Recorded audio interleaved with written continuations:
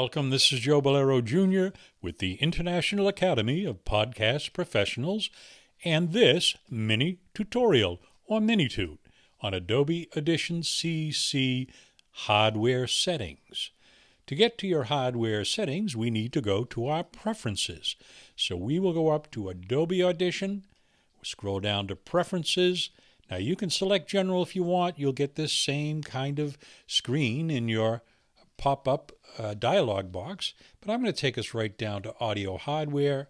There is the pop-up dialog box with all these fields that you have to fill out. The device class should default to the device class of your computer. In this case, mine is a Mac Pro, so it is a Core Audio. The default input and output here and here need to be set. You can see that Adobe Audition has identified my PreSonus Fire Studio project.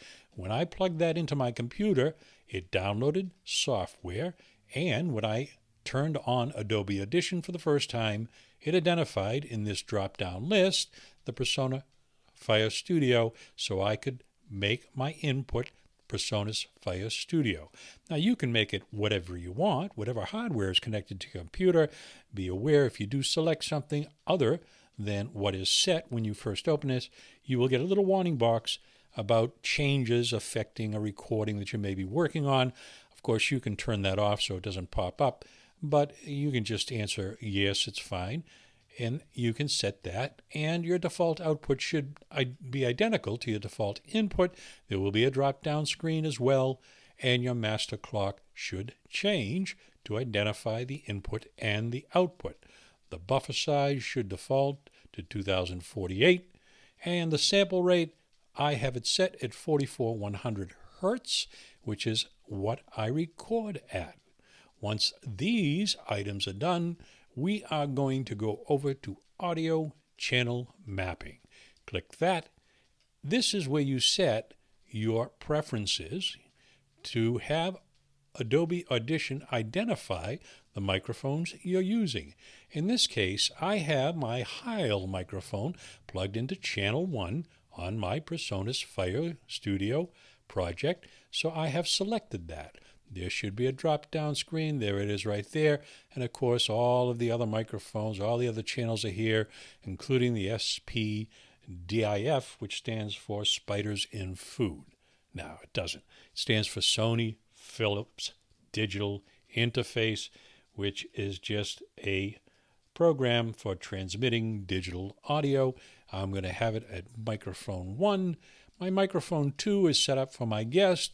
In addition, it has all of the other settings. If you elect a different channel in your interface, you would point it into that direction.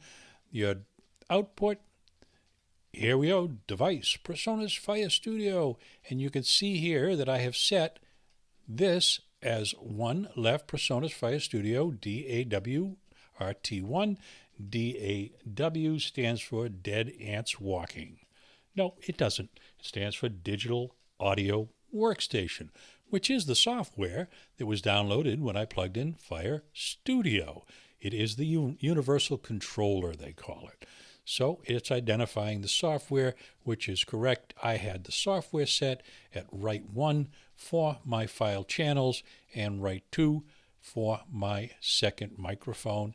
And that is all there is to it. You can scroll through these other selections and change the appearance. I think some of them you just should leave the same, but you'll have some flexibility. There are all kinds of things you can do, and you can fool around with that as much as you would like. But as far as just setting it up and getting started quickly, audio hardware, audio channel mapping. You hit OK, and that is it. I hope this Mini-Toot has provided you with the resources necessary to get you quickly started on your hardware preferences in Adobe Audition. Please visit us at the International Academy of Podcast Professionals, INTACPP.com,